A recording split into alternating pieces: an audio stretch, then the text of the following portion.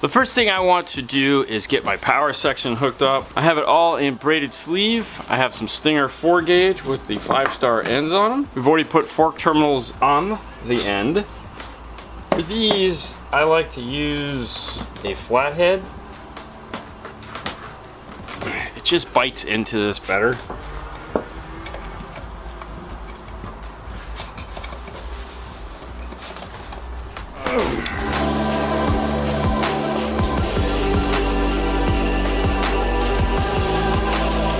The only thing I have to do for mounting is I'm going to put a zip tie here and here to hold it because there's a pocket right behind here that all the wiring goes through. These are merely going to be here just to hold this wire nice and tight so it doesn't move or shake or anything like that. I'm going to use the thicker 8-inch zip tie to do that. And that's it for my power. Remote turn on would power the speaker wires. RCA wise, 6-footer is going to be all I need. I need the same signal to feed AM, B, and C and D. So A and C, B and D both have to have our 1 and 3 and 2 and 4. There's 2 different ways I can do this. I can put a set of Y jacks here and then run a single RCA up to the front. Or I can run 6 RCAs here, put a set of Y jacks behind the radio. That is the way I'd like to do this. And the reason why I want to do that is if we decide to ever have this do front, rear, and sub, or add a second amplifier, or anything like that, the RCA will be here already. I can easily just take the RCAs out from behind the radio, hook those in, as opposed to if I did it the other way, I would have to run a whole nother RCA, which would just suck. For the RCAs, we're going to use the Stinger 4000 series. We color code the ends of the RCAs, and I just use standard colors. Even though this is going to be front, sub, I still put the rear so I know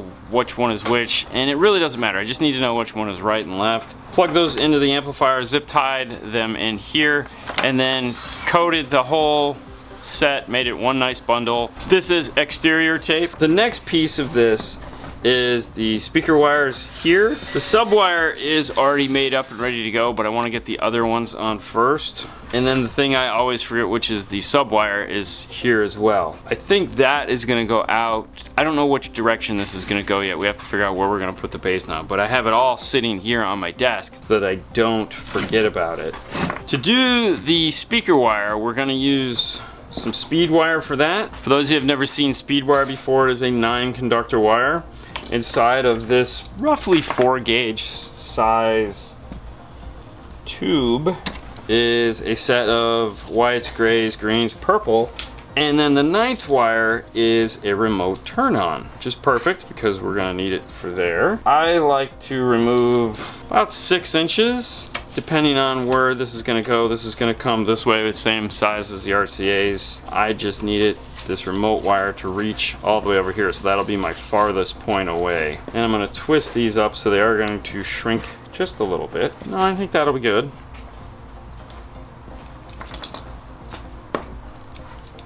To twist the wire,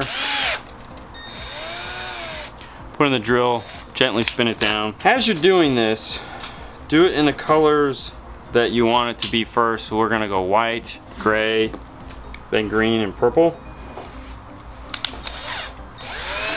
These wires tend to get kind of wound into one another.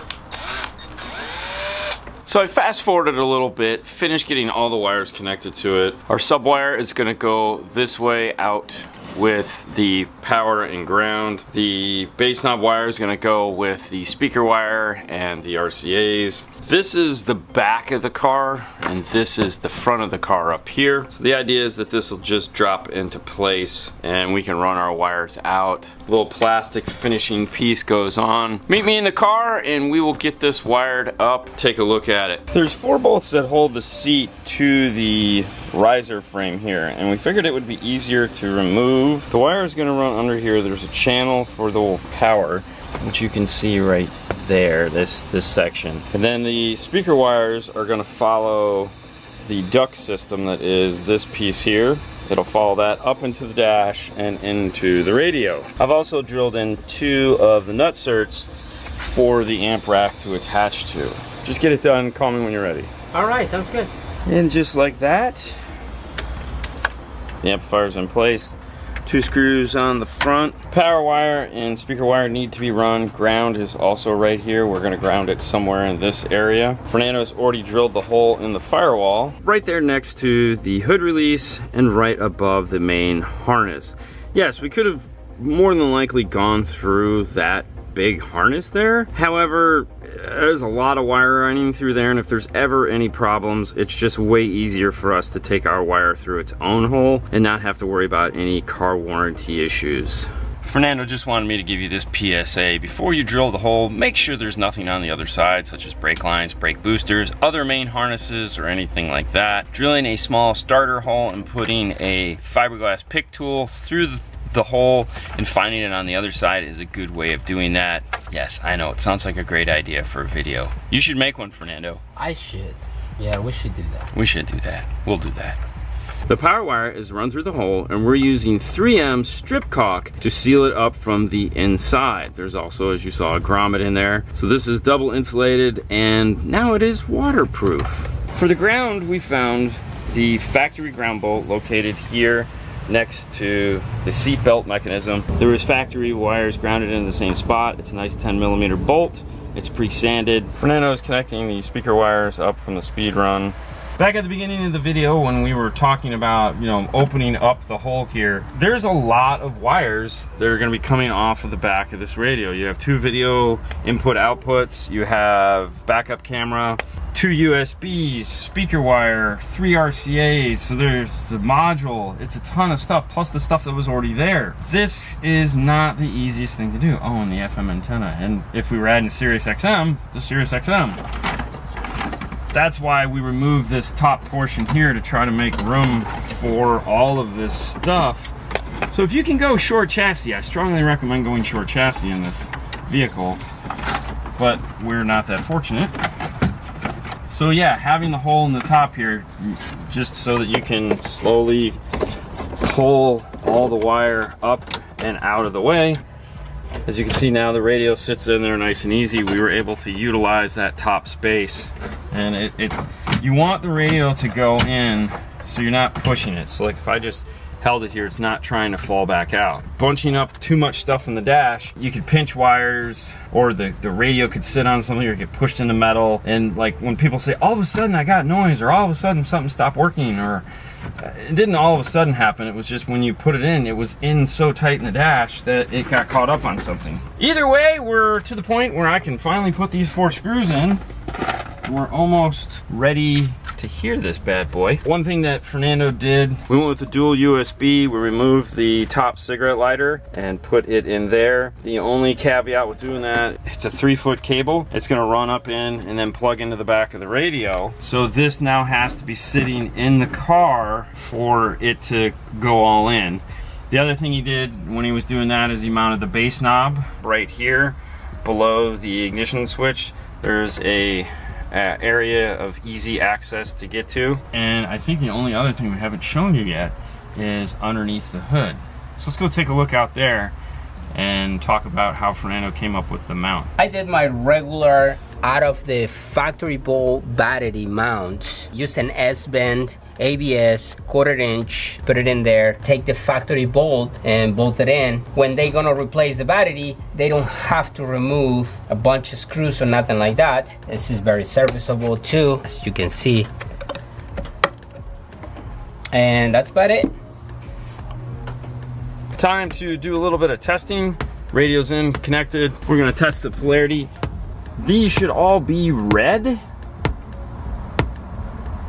And we got red for that, red for that, and red for that. Dodge will always pop red. It's perfectly fine as long as you know what you're getting into. You just need them to do what you have planned or what you know. It's a checker. It's not a right and wrong.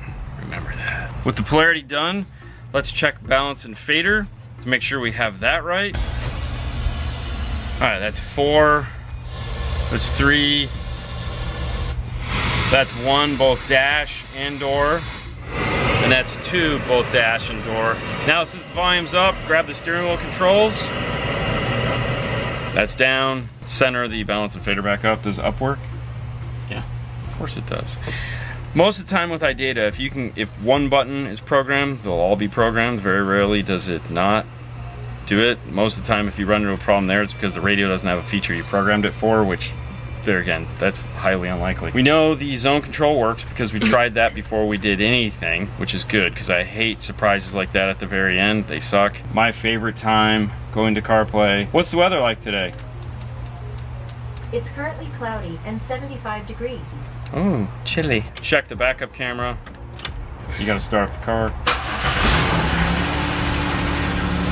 Even though we tested the backup camera when we started, now that everything is plugged in, we want to check it again.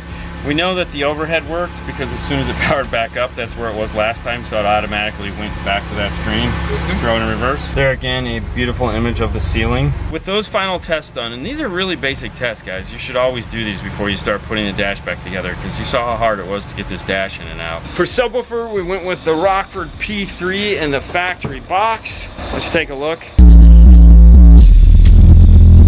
He uses all of this space, that's why the seats are all tucked in. Therefore, we gave him plenty of wire to move this box wherever he wants, as well as if he wants to pull up these rear seats, he can tuck it into the stow and go floor. But if he wants to move it up there, because he's gonna be filling this up, he can do whatever he wants. We just wanted to make sure there was enough wire for him to be happy.